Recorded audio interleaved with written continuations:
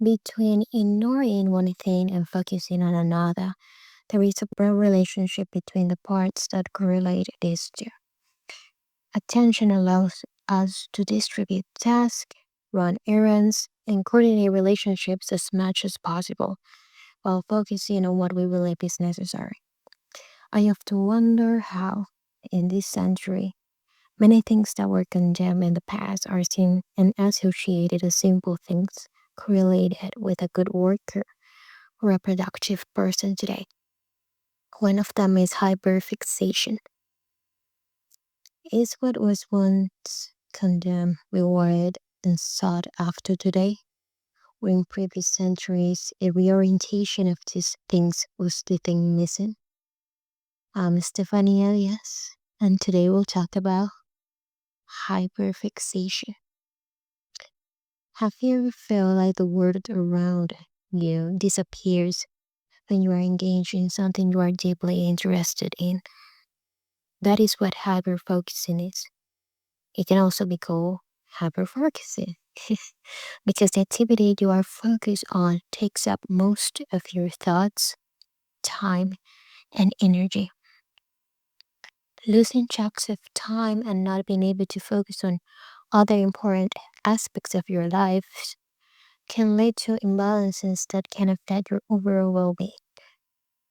Hyperfocus disconnects us from the outside world and other equally important responsibilities. While symptoms can vary from person to person, here are some common signs to look out for.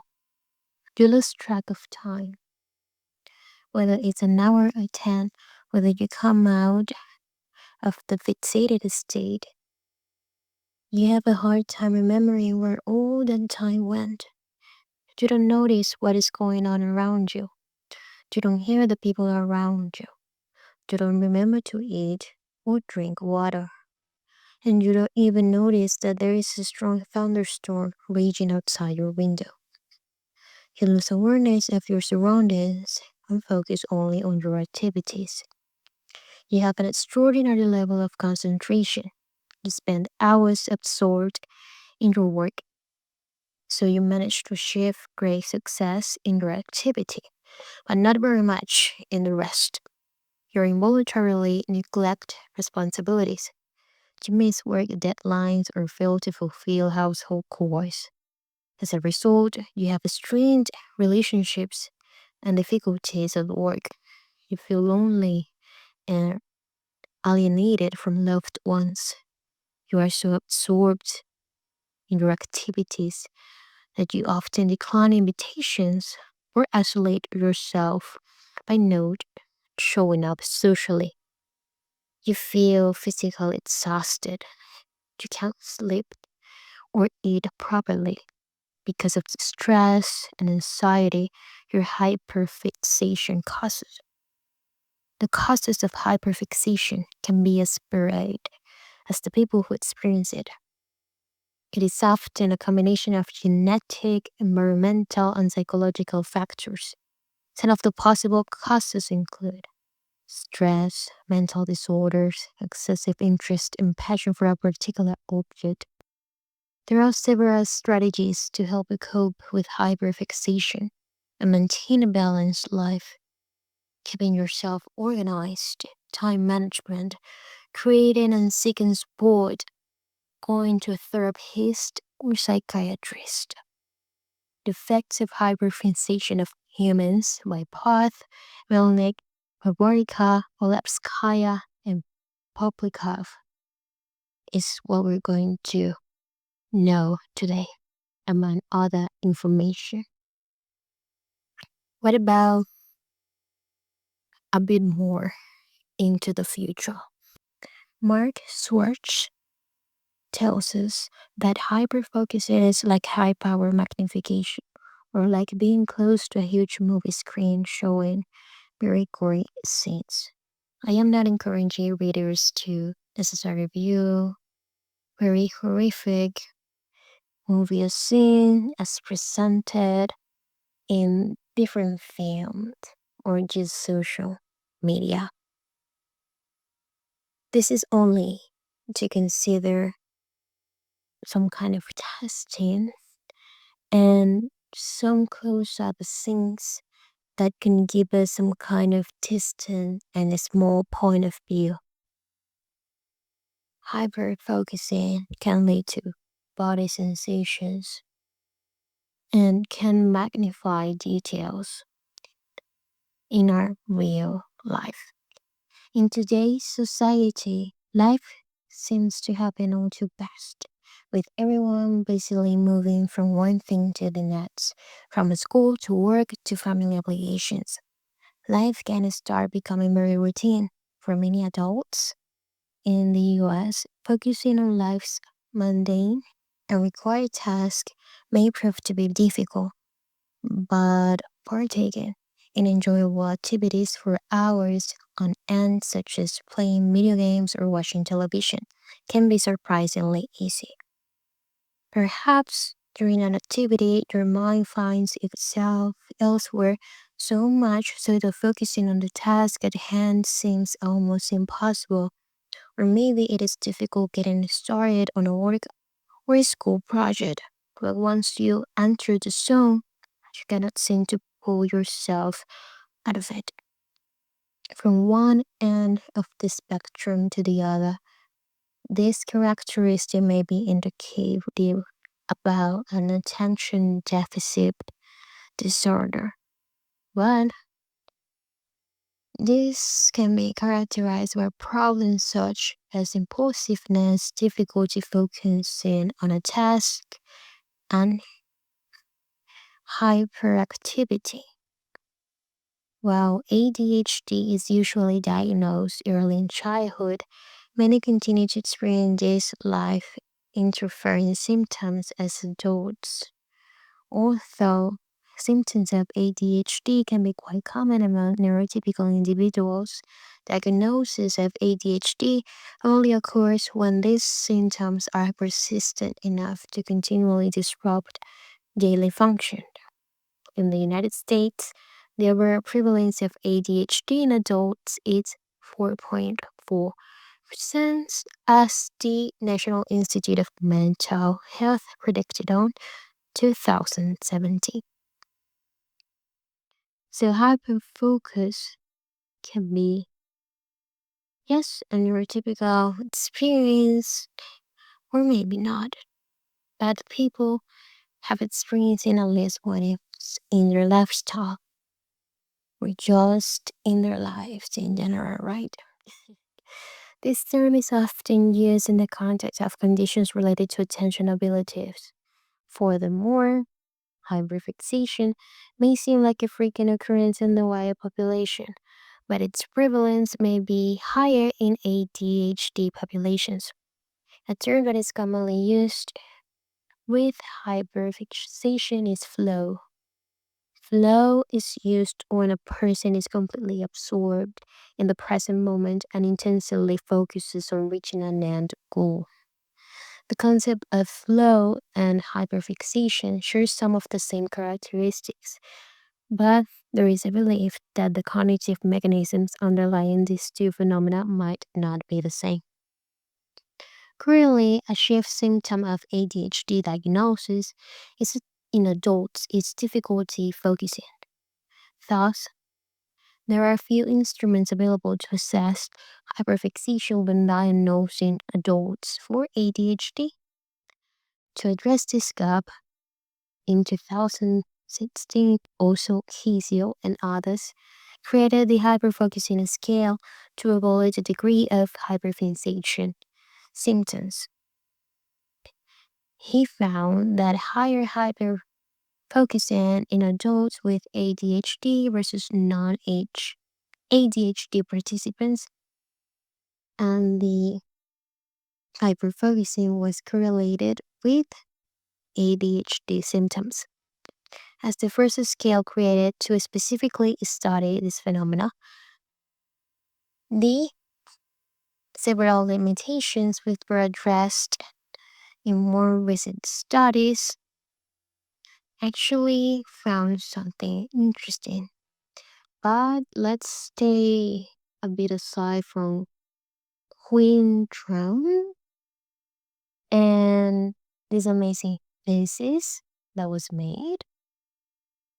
And let's move forward to a new spectrum. Kathleen, Tisa, Jala, Quintron, and Pretty Shaw are going to tell us a bit on the view of job population. Why focusing on hyperfixation? Picture yourself watching your favorite TV show or reading an awesome book. Those activities might cause you to focus very deeply. You might not want to stop to eat dinner or go to bed. You might not hear someone calling your name or realize that your phone is ringing. You might also feel so in the zone that you have no clue about what's going on, as we mentioned before. And it is important to know that, yes, everybody can experience hyperfixation. However, this research team wanted to know more about hyperfocusing because lots of people with attention deficit say that they experience hyperfocusing very often. ADHD causes people to have trouble focusing their attention on certain things, such as schoolwork, and may also cause symptoms like impulsiveness or difficulty sitting still. ADHD is common. It affects about 9.4% of kids in the US, so 1 in every 10 kids has ADHD. And this was around 2022. Since deficit means not enough of, it made sound strange that someone with ADHD can hyperfocus. The name suggests that these folks do not have enough attention.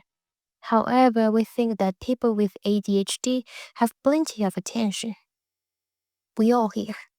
However, we think that people with ADHD have plenty of more things that you might expect. Probably you didn't think about it, probably you didn't believe about it, but you're getting in the car as well, starting now.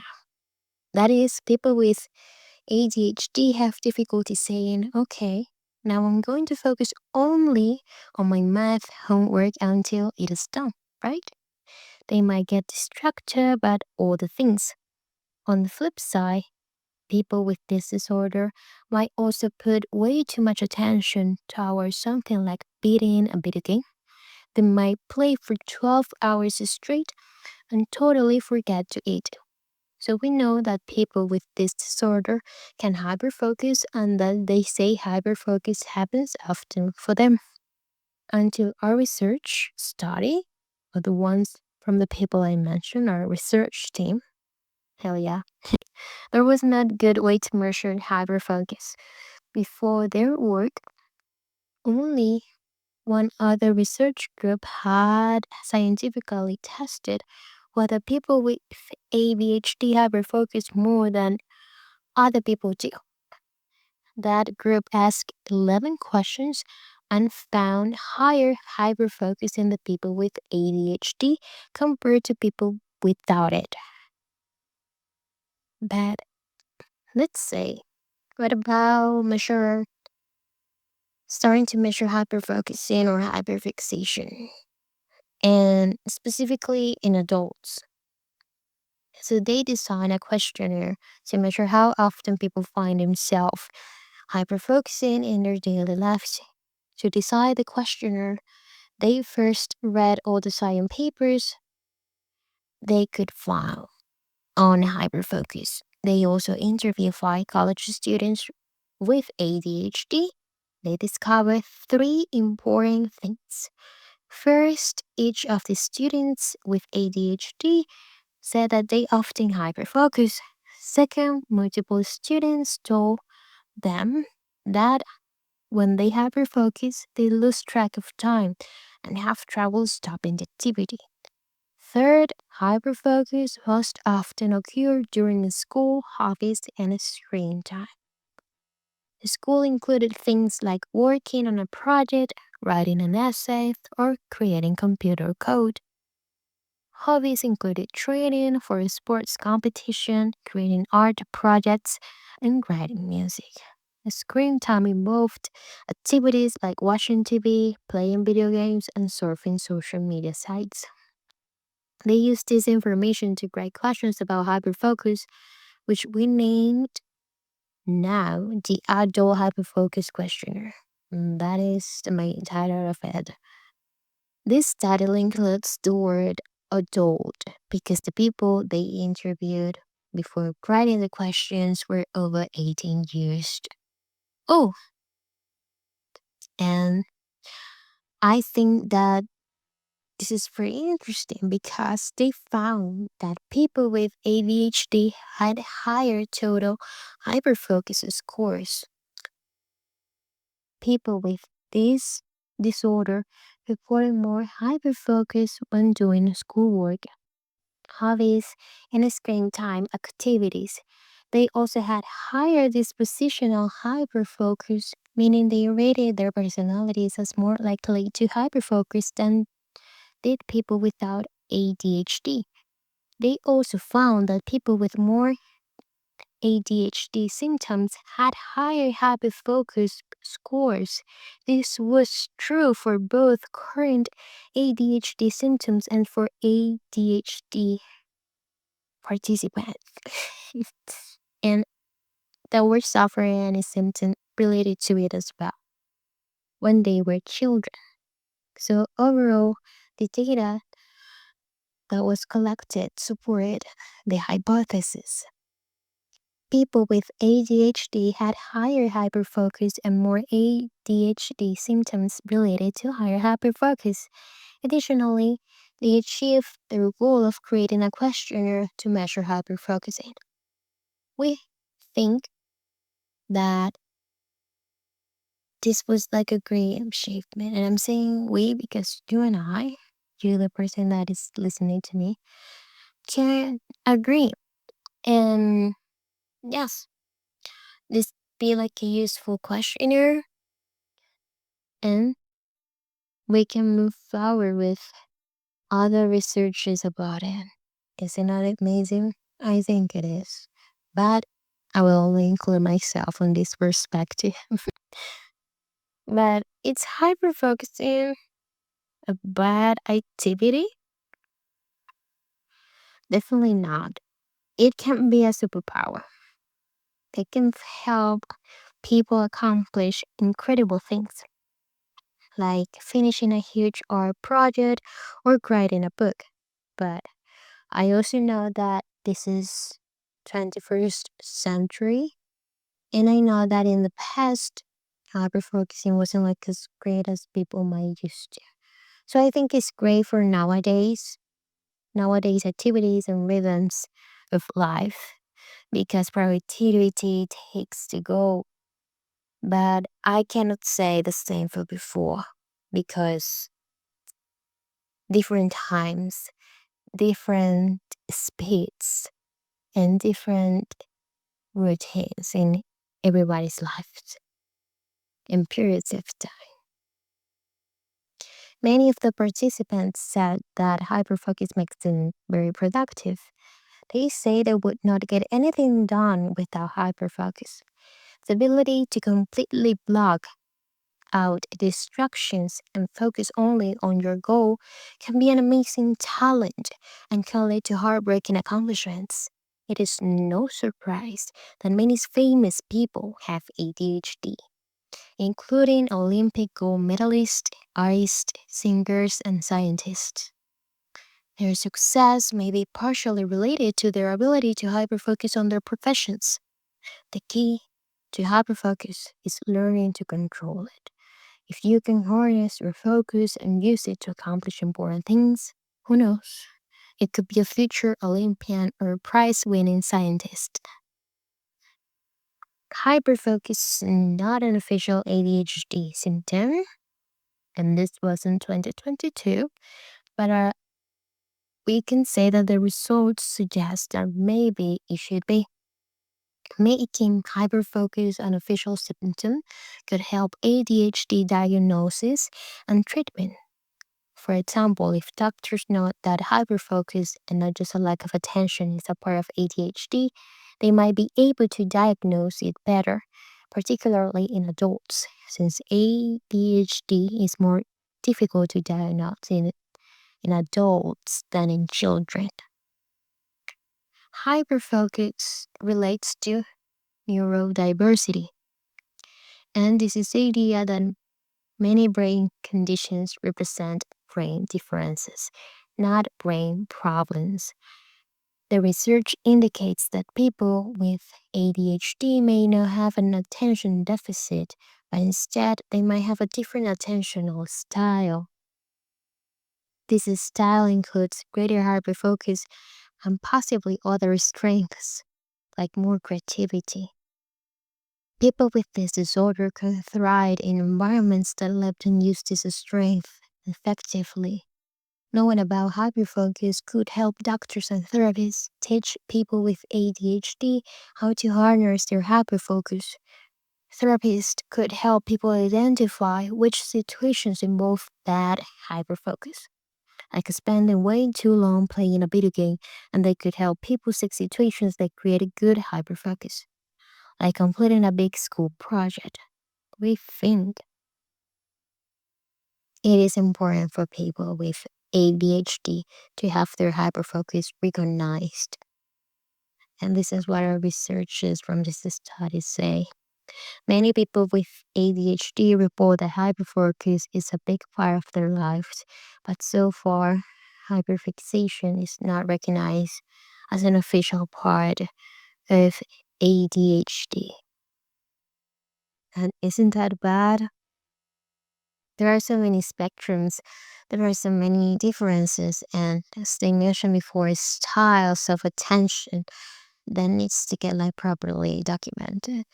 I know each person have their own uniqueness, and that also qualifies for their ways to focus on things, get things done in general, and how their brains work. But that is what documentation and research is made for. They are made for us to know different truth inside and a no global and general truth. So it is important to continue the investigation of it, for sure. But let's talk about hyperfocus in the hands of Dr. Jenny Jacobson and Blair Morgan. Hyperfocus occurs when someone becomes so immersed in an activity that they disassociate from everything going around them, as we mentioned before. While anyone can hyperfocus, this behavior is often associated with ADHD. But what about adults? Because you were talking about young people, kids in particular. But what is hyperfocus itself when it is into our, in case that we haven't mentioned in adults, but of course it is going to be general. But I want to advance in terms of age gap and in terms of knowing what's going on with this. Anyone, listen to me, anyone can hyperfocus, but the behavior tends to be associated with ADHD. As experts have explained, we have two types of attention: automatic attention and directed attention. Directed attention is purposefully and requires effort. There is also a limit to it. On the other hand, automatic attention is out of our control and happens naturally. Hyperfocus is a type of automatic attention that occurs when someone is captivated by something that they like. A person may also be able to hyperfocus when there is a lot of going on, such as when they must meet a deadline at work or prepare for a school project due the next day. In individuals with ADHD, hyperfocus can arise from cognitive deficits associated with the condition. For example, ADHD is associated with difficulties regulating attention. This means that it is not only challenging for those with ADHD to sustain attention to a task, they also struggle to switch attention between tasks. This can lead to hyperfocus behavior because once the person is focused, they struggle to shift their attention to something else. It can manifest in these other following ways. So we're going to add more for you to identify. Spending an entire weekend reading every book in a series while ignoring other activities. Waiting until the night before a large project is due to begin working on it and then immersing on oneself in it. Being able to work for hours without feeling the time passing by. Playing music for hours without becoming distracted. But what about hyperfocus versus hyperfixation? What's the difference? Sometimes people use the term hyperfocus in this changes it with hyperfixation as if it were like the same thing. But there are differences between the two. Hyperfixation generally refers to an extreme fixation on an enjoyable task. On the other hand, hyperfocus occurs when someone is intensely committed to completing a specific task. Hyperfocus doesn't necessarily involve an enjoyable activity. Instead, it occurs when a person narrows in on a task they must complete. So remember the other researchers that we read at the beginning? They were using it hyperfocus and hyperfixation in the same way. Like we're going to talk about hyperfocus, then hyperfixation, and they mix the terms. But now we know that hyperfocus is something that it is like commitment. Commitment with something specifically that you're doing. Instead, hyperfixation is something that you're highly focusing on and an enjoyable task. So you lose perception. You lose thought. Who doesn't like to do that? Isn't it? But researchers have defined hyperfocus as being a flow state, to say it in that way, in which a person is energized and focused on the task at hand. Hyperfixation is a long lasting and intense focus on a task, and it often brings enjoyment and satisfaction. While hyperfocus and hyperfixation are separate concepts, they can often occur hand in hand. For example, a person who becomes hyperfocused on playing a new video game is also likely to hyperfixate. Overlapping hyperfocus and hyperfixation is more common when the activity is one that a person finds to be enjoyable. Is hyperfocus a bad thing? Hyperfocus isn't always a negative thing, but it can interfere with functioning in some cases. When hyperfocus is used to achieve a task, it can lead to productivity and feelings of accomplishment. Hyperfocus can also help a person to achieve their goals. On the other hand, if not managed properly, hyperfocus can lead to challenges in daily life. For instance, a person may become so hyper-focused on certain tasks that they ignore other responsibilities or withdraw from relationships. Additionally, because of the deficits in executive functioning that occur with ADHD, hyperfocus can be a symptom of poor self regulation. A person may procrastinate with unpleasant tasks, such as reports or school projects, and then become hyperfocused out of necessity just before the deadline. Have you experienced something like that? While the work will ultimately be completed, the procrastination can be quite stressful. How to deal with it?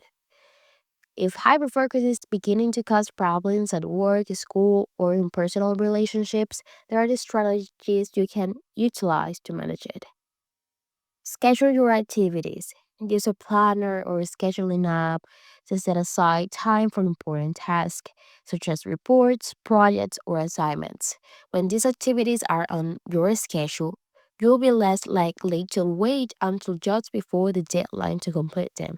It is important to plan ahead when scheduling so you allow yourself plenty of time to accomplish a task. Make time for hobbies. When you struggle to shift between tasks, it can be challenging to incorporate hobbies into your regular routine while also tending to other responsibilities. To avoid becoming so hyper focused on hobbies that you neglect important obligations, set aside time for your hobbies. For instance, you might allow yourself one afternoon every weekend or a few evening hours a week to immerse yourself in reading, painting, playing music, or watching the new TV series you've been dying to see.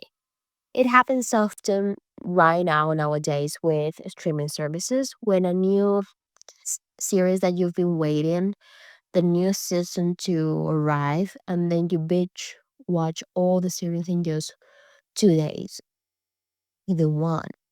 And then the series is gone.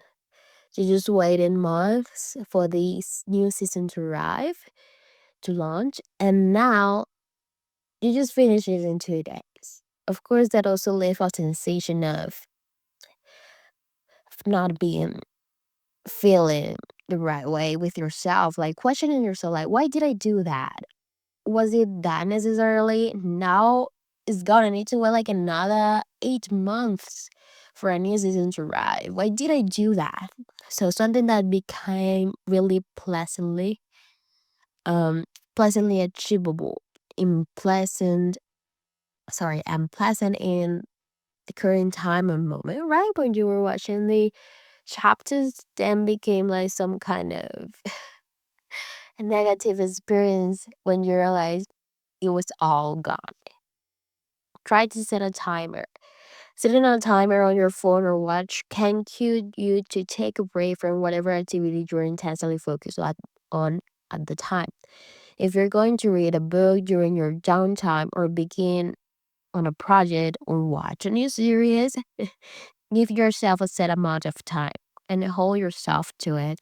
When the timer goes off, this is your sign to shift gears. Whether that means taking a break, eating a meal, or spending some time with your family. Whatever you choose to do, setting that timer helps you to shift your attention so you aren't losing track of time. Other symptoms of ADHD. Hyperfocus can be a symptom of ADHD, but this isn't always the case. If you experience signs of hyperfocus and suspect you might have ADHD, it's important to take a look at the other diagnostic criteria for this condition. An ADHD diagnosis is based on criteria in the Diagnostic and Statistical Manual of Mental Disorders, DSM-5. To be diagnosed, a person must show at least 6 symptoms in one of the two specified categories of ADHD: inattention or hyperactivity impulsivity. A person who knows also and can show 6 or more symptoms in both categories meets the diagnostic criteria for the combined presentation of ADHD. Diagnostic criteria for the unattentive subtype of ADHD include the following symptoms: making careless mistakes at work or school, having difficulty in maintaining attention on task, or like reading or listening to lectures, appearing as if one is not listening when spoken to, failing to complete tasks like schoolwork course, struggling to remain organized, demonstrating avoidance of or dislike for tasks that require attention of mental effort, frequently losing things, being easily distracted, tending to be forgetful. And diagnostic criteria for the hyperactive impulsive subtype of ADHD include the following symptoms: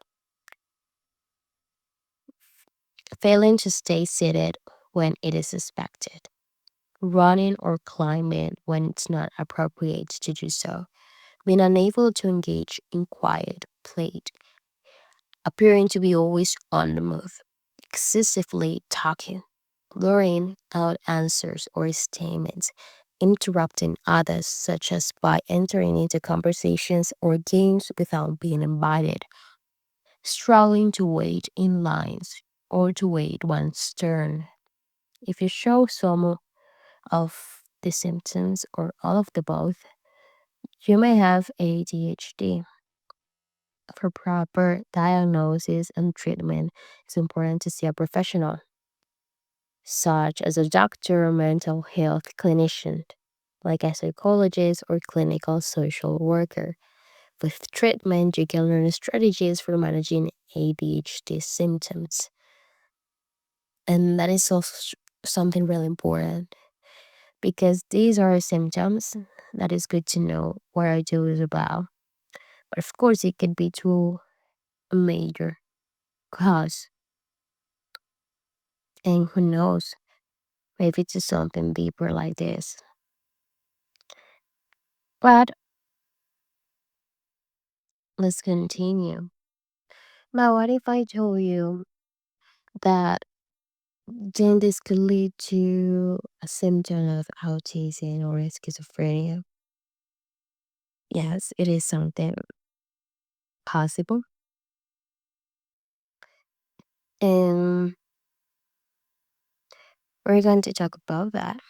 In cognitive perceptual abilities category, the ability to focus was mentioned by almost different people who suffer from autism.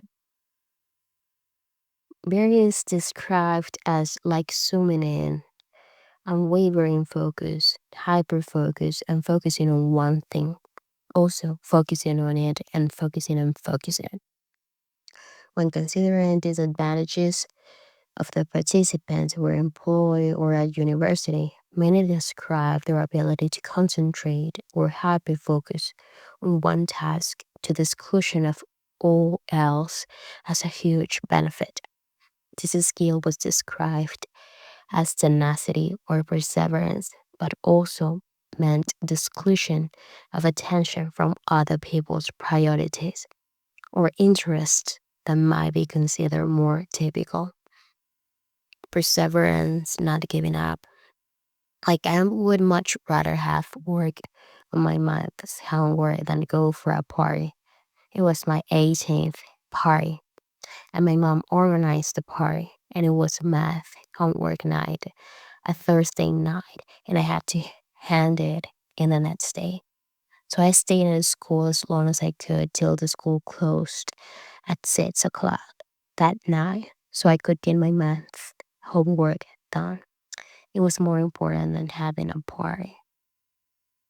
Also, a young man who was studying for a postgraduate degree described how such unwavering focus was beneficial to him in academic life. I can sit down and during those timetable hours and work with little movement away from the task. I believe the wavering focus to subject has aided me academically. My different approach to thinking has also aided me in this way. And of course, I wouldn't have my job without it and the comfortable life. What an interesting approach he has. Participants were often able to describe how attention to detail had aided them at work. Because with attention to detail, obviously outside of the house and work, I've managed to sort of win customer service awards. And without my attention, without having the attention to detail and ability, I wouldn't have been able to obviously spot the things that obviously other people wouldn't, says another participant. And that is something like really, really interesting. Using something that it is a symptom of other mental disorders or cognitive disorders, mental disabilities. It's also something that you might quite find like an advantage above other people that don't suffer from these ones. Why is obsession bad? And the ability to focus on something that you like good. Why was Sir Isaac Newton bad when he was so obsessed about the apple falling from that tree? Says another participant. But yeah, it could have led to great things. But what do you think about it? If you want to deep dive into this, go check out Mapping this Autistic Advantage from the Accounts of Adults Diagnosed with Autism by Jeannie, Stephen, Daisy, Chris, Ruth, and Christabel. And by the way, I love that last name I mentioned. But what about the ins and outs of focus? An alternative way to estimate depth of field and sharpness in the photographic image, which is something pretty interesting, isn't it? I'm kidding. We're not going into photography yet. But one such strength is also called hyperfocus, a term referring to the ability of people, particularly those with ADHD, ASD, and schizophrenia, to concentrate intensely on tasks that deeply interest them. This contrasts with the common emphasis on their challenges with multiple tasks that fail to engage their attention. Hyperfocus is not simply about being absorbed in a task, it actually changes in presentation depending on the situation, the individual's motivation, and their daily life experiences, while also associated with challenging outcomes, including difficulty in managing emotions and links to mood disorders. It is a dynamic ability that can lead to remarkable productivity. Its occurrence and neurological manifestations in neuro minority groups are worthy of further study. The brain processes underlying behaviors such as hyperfocus and risk taking are not well researched. This is partly because these traits exist in a spectrum and are present to different degrees in all individuals, not just those with neurological differences. However, neurominority groups are often erroneously viewed through a deficit centered lens, which leads to a failure to recognize the unique balances of strengths and challenges that characterize their cognitive processing and functioning.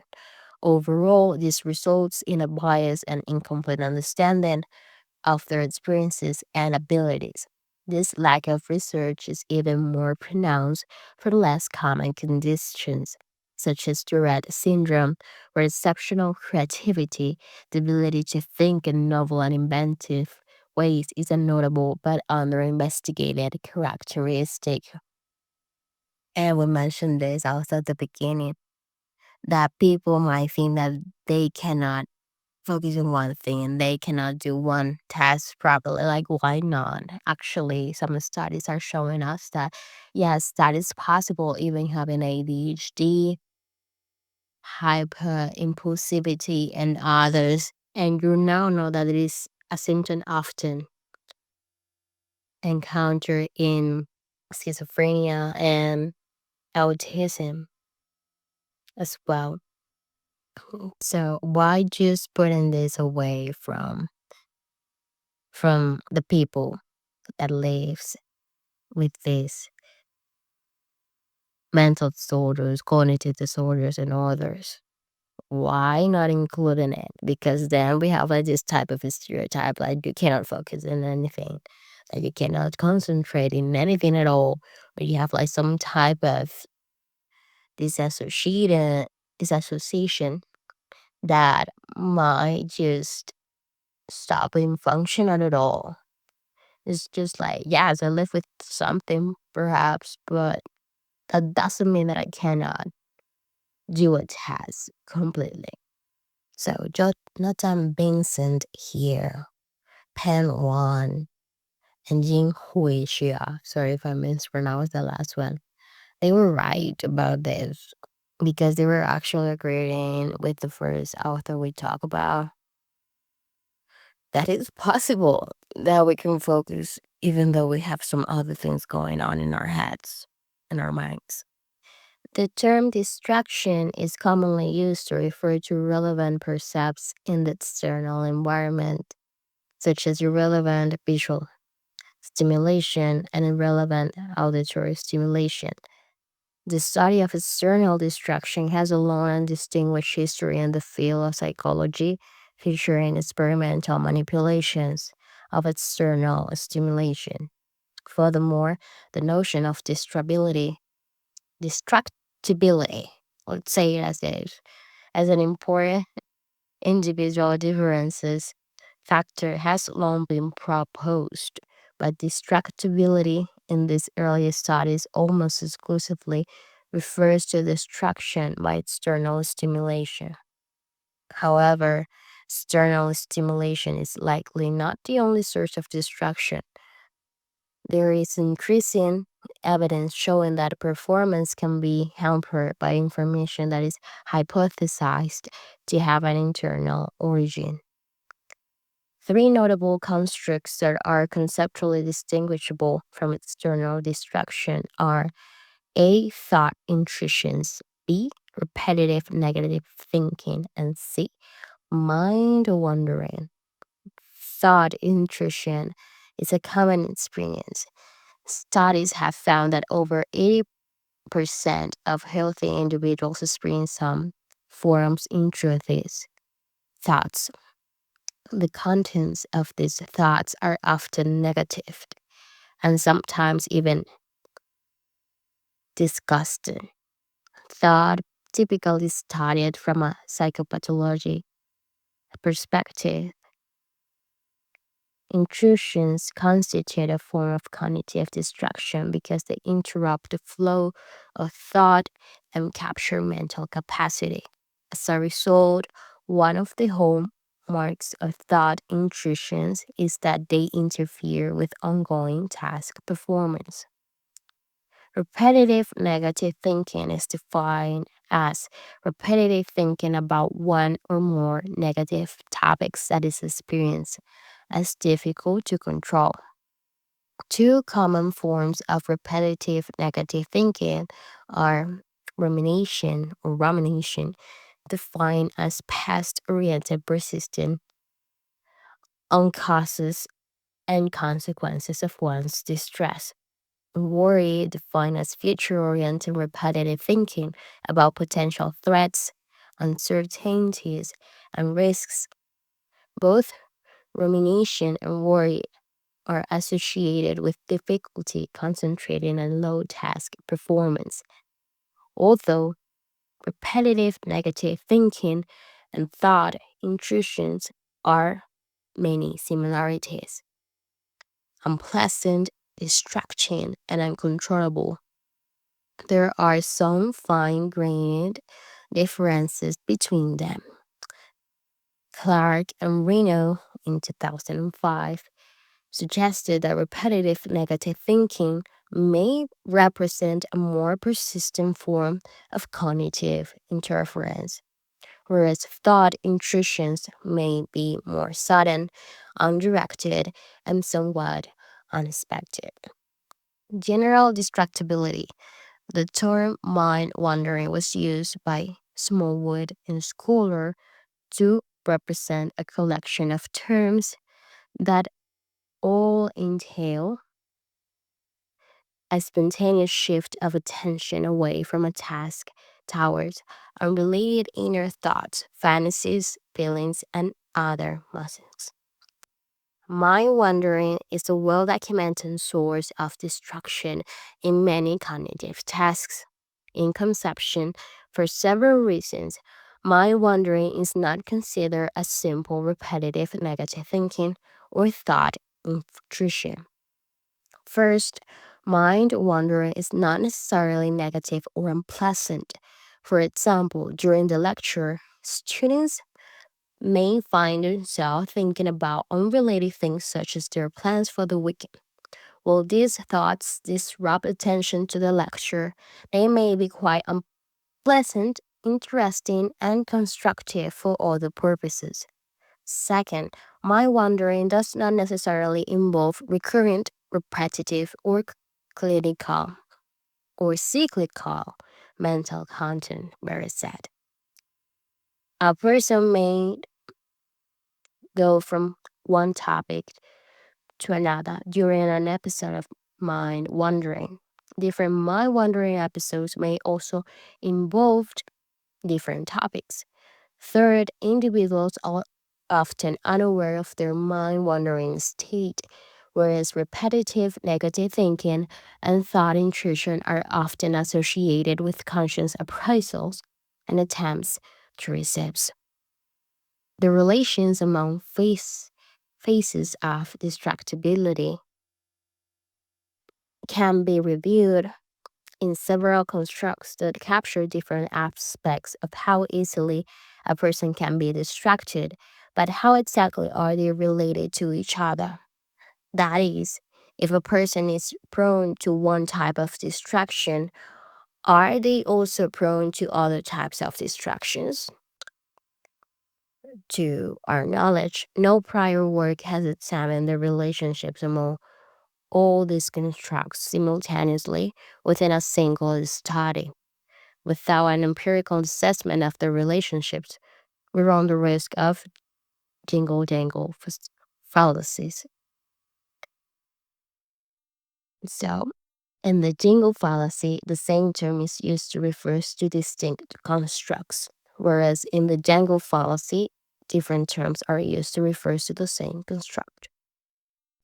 At one extreme, for example, external distraction, thought intrusions, repetitive negative thinking, and mind wandering may be completely separable and not share anything in common, thus making the practice of calling them all instances of distraction highly misleading, representing a case of the jingle fallacy. At the other extreme, they may be completely redundant constructs, so there is no need to differentiate among them. Both of these accounts are unlikely. However, in light of previous studies examining the relationship between external distraction and mind wandering, which have shown that they are correlated yet distinct constructs.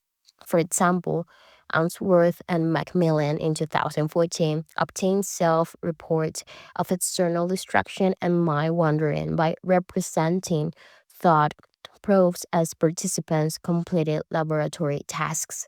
Using confirmatory factor analysis, they found that a two-factor model consisting of an external distraction factor and a mind wandering factor fit statistically better than combining them into one factor. Indeed, when we talk about general distractibility, thinking and mind wandering should be highly correlated, if not redundant, and load onto the same factor because in conception, they will reflect distraction by internal thoughts. However, studies have shown that mind wandering can be experienced as quite pleasant, even though it may reduce task performance. Furthermore, several studies have shown that self-reported mind wandering tendency is at best moderately correlated with self-reported thought intrusions. These results suggest that what is perceived as mind wandering might not be perceived as repetitive negative thinking or thought intrusion. If so, then a simple external and internal dichotomy may not adequately capture the relationships among the constructs. The studies review above suggest that external distraction, thought intrusions, repetitive negative thinking, and mind wandering may have some underlyingly commonality, but also demonstrate some separability. Separability, that's right. A point similar to that observed in individual differences in studies of executive functions. This pattern of unity and diversity provides a useful way to think about the factor structure of distractibility.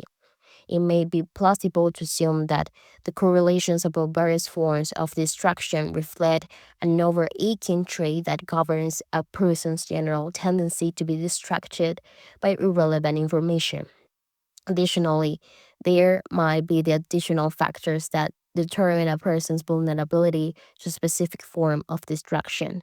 This unity diversity specification of distractibility seems to map well onto existing theories.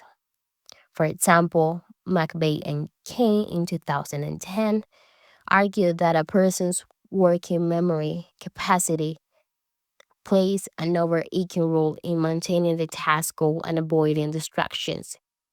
Other specific factors, such as current life concerns, play an additional role in the term into actually finding the occurrence of mind wandering. Several recent studies have attempted to establish a general trait of distractibility, so we can actually identify that when we put aside a mental disorder, this could possibly happen as well. Most notably, those conducted by Foster and Levy in 2014 and 2016. These authors created a laboratory task that was designed to parallel external distractions in daily life. In this task, external distraction was introduced by the presence of irrelevant cartoon figures in a visual search task. The dependent measure was a distractor interference score based on the RT difference between the distractor absent and distractor present conditions. They found that the distraction interfere score was correlated with a self-reporting measure. So what we can say is that a subsequent study failed to replicate those findings when they tried to recreate it elsewhere. But what Foster and Levy in 2016 made suggested that the general factor is that it confers vulnerability to relevant distraction of both general population. And what I can say about this is that it is important to us to know where this comes from. And if we distract or with our jobs, our studies, our family commitments, it is also important to know that it could happen anytime to anyone, everybody, once in their life or multiple times. But we need to identify if this is either some kind of construct that is leading us to a mental disorder or not. That is the difference. Because as I mentioned in the past, there are studies for everything: ADHD, impulsivity disorder, also autism, and others. And they can be shown into kids, adults, teenagers, and more. Of course, we are going to be growing up, and some of the symptoms can be reduced, but that doesn't mean that they are going to entirely disappear. So it's a great way to identify our symptoms once in a while and to determine if this is affecting our lifestyle, our routines, our ability to work, study, or just be part of a group, society, or community. If not, then that is when we check into a professional to see what we can do to get this better, what we can do to actually have some quality of life, and what we can do to continue doing our own tasks, because that's the priority for us to do a task, to get a responsibility done in a deadline, to not procrastinate or get anxious about things that were supposed to be there in a commonly lifestyle. So something that repeats and it shouldn't be doing or causing all this. So I hope you like this video. Let me know. Have you ever experienced any of these symptoms in the past? Have you been diagnosed or not?